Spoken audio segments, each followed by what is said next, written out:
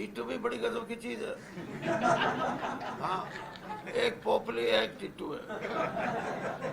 और कई बार मेरे को तो इसका बड़ा फायदा, मेरे बेटे का नाम ब्रजेंद्र सिंह, मेरा नाम वीरेंद्र सिंह, लोग नारा मेरा लाए वीरेंद्र सिंह जिंदाबाद, बेटा सोचे मेरे लग रहे हैं। और जब मेरे लगते हो और उसके लगते हो तो मैं सोचू मेरे लग रहे हैं।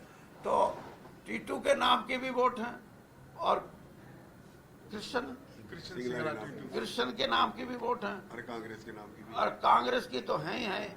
और अब आपको ये बताऊं कि सिंगला नाम की भी वोट पड़ेंगी, और वो इसलिए पड़ेंगी कि हम भी सिंगला हैं। आप तो सिंगला हो पैसे वाले, हम बगैर पैसे वाले सिंगला हैं। हाँ, जाटों का भी गोत है यो।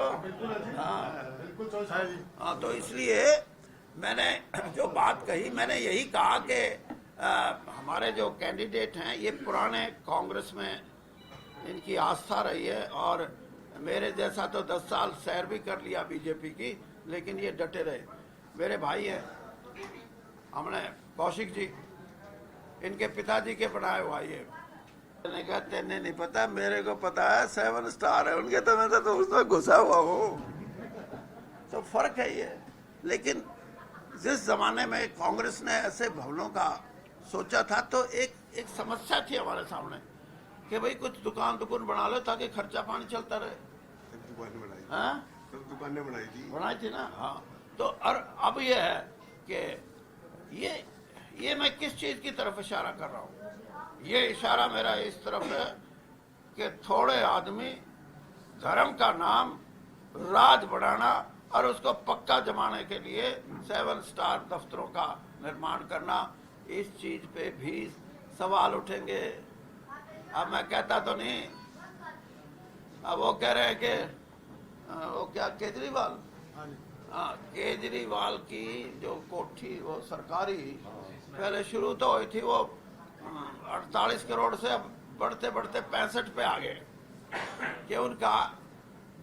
तो आज कोई बताओ कि भाई ये इलेक्टोरल बॉन्ड जो हैं, इनका पैसा इन दफ्तरों में कितना खर्चा आपने? यानी इस व्यवस्था पे प्रश्न चिन्ह लगेंगे। इसलिए मैं आपसे ये कह रहा हूं कि आने वाला जो समय है, लोग ये सोच रहे हैं कि कौन सी ऐसा राष्ट्रीय दल है और कौन सी ऐसी लीडरशिप है जो इन मुद्दों को लेकर लड़ाई लड़ सकती है। तो इस लड़ाई के लिए हमारे अगर अच्छे परिणाम हमारे साथी लोगों से ले सकेंगे तो हरियाणा से लड़ाई शुरू भी होगी। फिर यही बात है। चौधरी साहब, कांग्रेस के तो आपकी मांग क्या? कहने लगे एमएसपी। मैंने बात की, क्या रिएक्शन है?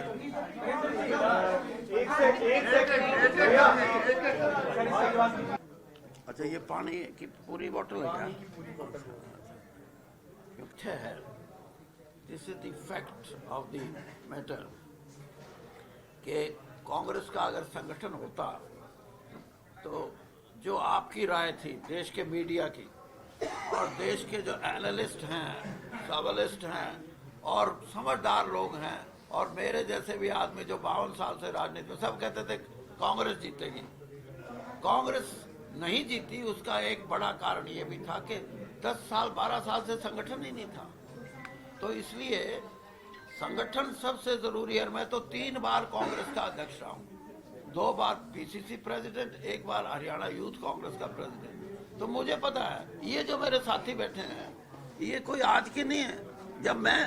जब मैंने यूथ कांग्रेस में काम, ये बैठे कहाँ गए वो, ये बैठे लांबा, ये उदयवीर पूनिया, ये कौशिक। मैं 2 बार जनरल सेक्रेटरी आपके साथ। तो मैं ये कह रहा हूँ कि प्रदेश का 2500 आदमी टिकट मांगे और Congress is happy on this account.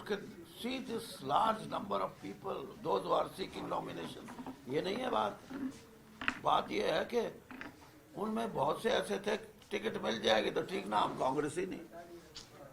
तो इसलिए हमारी हार हुई है।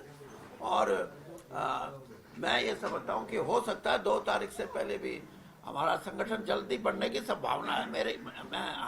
मैं कोई इन्फॉर्मेशन नहीं है मेरे पास, लेकिन मेरे को लगता है कि जल्दी संगठन कांग्रेस का बनेगा। सीएलपी लीडर का भी चुनाव होगा, कांग्रेस प्रेसिडेंट और कांग्रेस की डिस्ट्रिक्ट की इकाई, कांग्रेस की ब्लॉक की इकाई, और ये सारी की सारी जब शेप लेंगी तो जो मैंने अभी बात कही कि हम एक बहुत बड़ा आंदोलन का रूप भी देंगे, जिससे कि अब ईवीएम की बात है। ईवीएम के बारे में आपका भी विचार ये है, और किसी से सुनो वो भी ये कहेगा जी क्या है, जीतते हो तो कहते हैं सब ठीक है, हारते हो तो गड़बड़ होगी। मेरा दूसरा वर्जन है इसमें। ईवीएम तो एक मशीन है, लेकिन ईवीएम को संभालना, चलाना, फीड करना, ये एक बहुत बड़ा काम है। उसमें लॉजिस्टिक जो सपोर्ट देने वाली एंटिटीज हैं, उनका रोल और ईवीएम का रोल, ये दोनों मैटर करते हैं। और इसलिए हमने अभी कांग्रेस ने ये कहा था कि इस चुनाव में आप कम से कम बैलेट का चुनाव कराएं।